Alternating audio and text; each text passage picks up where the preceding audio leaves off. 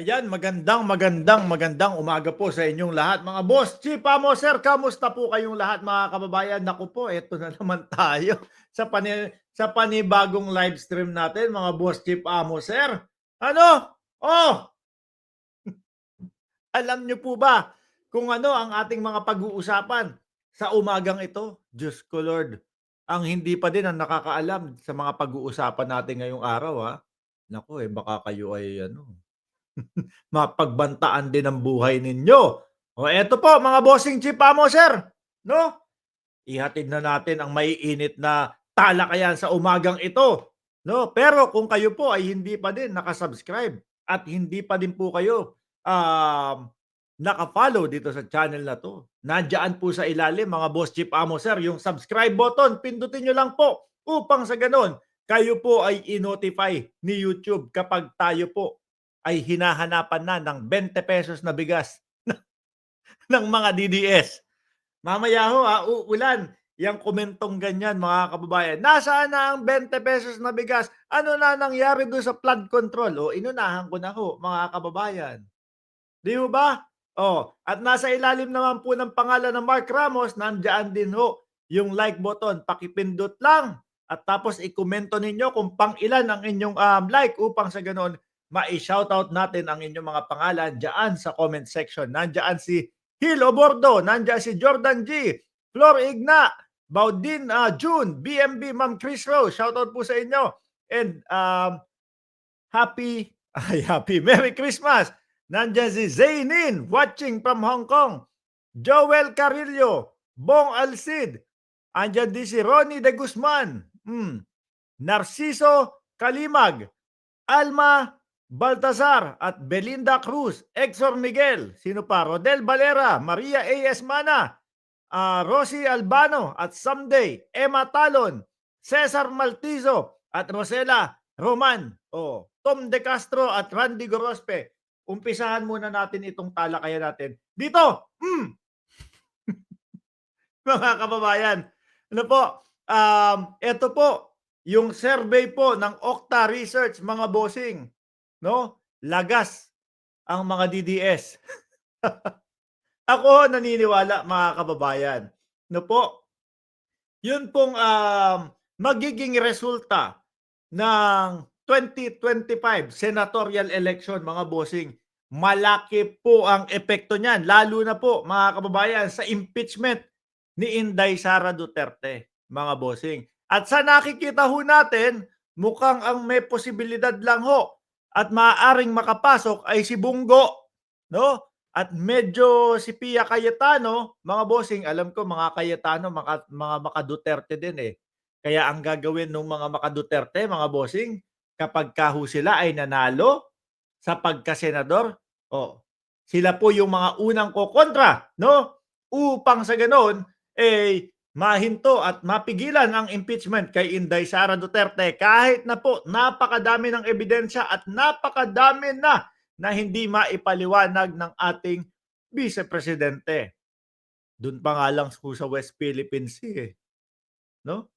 Sa West Philippine Sea pa lang po mga kababayan. Ako nakikita ko doon pagtataksil na sa atin yun eh. Yung hindi ho pagsagot ng Vice Presidente o wala man lang masabi, pagtataksil na sa atin yun. No? Yung alam mo ho ba, alam niyo ho na simpleng, para sa Pilipinas ako, siyempre.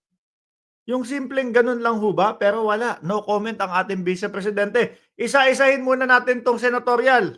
No? At nandyan nga sa, nasan ba si Bato? Kanina nakita ko, ayun, nandun pala si Bato. Game. Unahin natin, nangunguna po, si Erwin Tulfo at si Ben Tulfo, number 1 and number 2.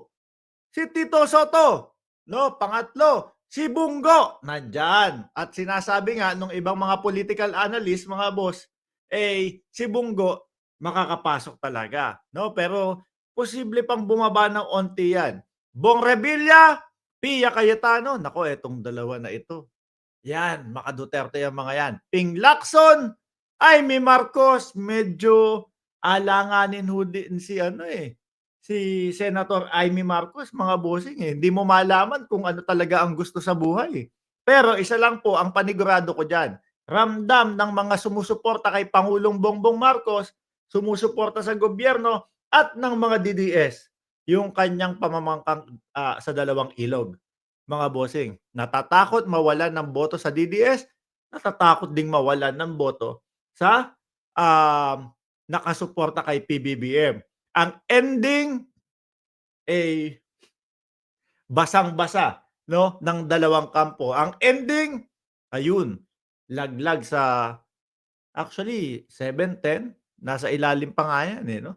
Sunod si Lito Lapid. Si Lito Lapid nakakapasok pa din ano, kahit hindi natin masyadong mga naririnig. Hindi ko nga ho alam na nakaupo 'to bilang ano, eh, senator mga kababayan, eh.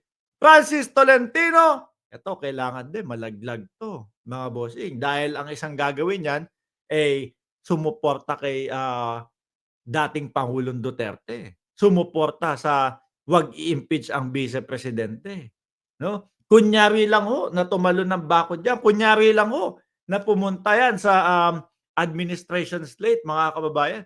Pero ang basa ko diyan, pagkatapos ho ng eleksyon at nakuha na yung gusto at nanalo na, ay naku, sasakit ang ulo natin diyan, mga bossing, dahil wala pong ibang gagawin yan kung hindi ipagtanggol ang dating Pangulong Duterte. Nakita naman po natin doon sa kanilang mga pahiring-hiring, 'di ba, motorkada, Marilu Poryos. Nakita naman ho natin lahat 'yun, mga kababayan, kung paano nila i-defend ang mga Duterte, 'no?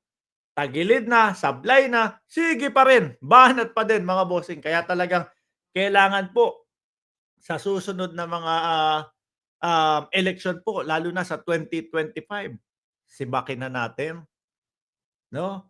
Sibakin na ho natin, mga kababayan, yung ano, yung mga boboto lang ho dahil kakampi nila si Inday Sara Duterte. Hindi boboto dahil kitang-kita na yung mga ebidensya at investigasyon. Benhur Abalos, okey sa'kin 'yan. Abi Binay, Camille Villar, naku, si Willie Rebillame. Nagtataka naman ho ako, mga bossing, sa mga kapwa natin ho Pilipino, ano, yung ganitong kagaya ni Willie Rebillame, eh, nakakapasok pa ho. Pero top 11 maaari na malaglag din ho. 11 to 18 yung kanyang posisyon, maaaring malaglag. Ano? Biruin mo ba naman, dun sa interview ni Willie Rebillame, tinanong, "Ano ang iyong plataporma de gobierno?" Biruin mo, wala pa, 'wag muna nating isipin 'yan. Para ho ikaw mag-decide, mga kababayan, na ikaw ay tatakbo sa isang posisyon, kumbaga meron kang naiisip na alam mong masosolusyonan mo kapag ikaw ay nanalo doon sa posisyon na tinatakbuhan mo. Willie Revillame ho, mga kababayan, ay pagka panalo na lang daw ho, saka isipin yung, plataporma de gobierno. O siguro sa umpisa, pamigay jacket muna. Sabi ni Robbie Ong, magbigay ng jacket ang plataporma niya. Sabi ni Marilu Simporios, "No to Tolentino." Ay, delicates diyan talaga kay Tolentino. Alam naman natin na sumakibilang bakod lang 'yan para maiiwas yung kanyang sarili. Ano, si Bato de la Rosa, nanganganib talaga 'to. Eto ho, mga bossing, talagang nakikita ko malabo hong makapasok itong si Tobats, 'no? Nasa bingit ng Magic 12 'to, eh. Biruin mo naman 11 to 19. Nasira ho 'yan, mga kababayan, dahil doon sa pahiring-hiring niya, dahil do'n sa mga walang kakuwenta-kuwentang mga pinaggagawa. Ano, 2024 ang pinaka-worst year ni Bato de la Rosa, mga kababayan. 2024, lahat 'yan nakita natin kung gaano kasablay itong si Bato de la Rosa, mga kababayan. Yung pahiring-hiring, yung mga sablay na ho, patuloy pa din ang pagtatanggol sa mga Duterte. Eh, kasi nga daw ho, mga kababayan, malaki ang utang na loob sa mga Duterte ni Bato de la Rosa. So kung maibabalik sa Senado, ang nakikita ko lang ho diyan, mga kababayan, eh, naka-focus, parang may tapaoho ho yung mata niya, 'no? Nakagano'n lang ho sa mga Duterte. Kapagka naman hindi pinalad, mga boss, Eh, sabi ni Mando magtatago na daw 'yan si Bato de la Rosa dahil parating na daw po ang ICC. Si Kiko Pangilinan, pang 12 to 20, si Kiko lang yata ang nakita ko nakakamping na, pasok dun sa top 12, 'no, na puwedeng makapasok sa top 12. 1, 2, 3, 4, 5, 6, 7, 8, 9 o 18 pala 'to. So, 6 pa din ang mababaklas dito. Sino ba yung mga nasa last?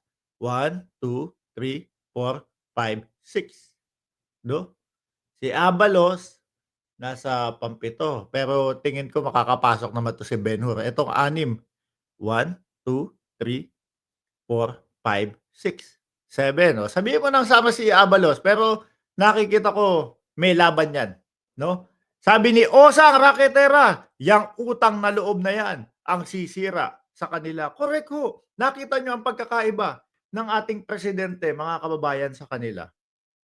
Si Si Kibuloy nagpadala ng kung ano-anong mga kumbaga para maipakita yung campaign rally ni PBBM, 'di ba? Oh, eh, kahit na nagpadala ka ng ganyan, Kibuloy, may mga nagrereklamo sa'yo, kailangan mong harapin.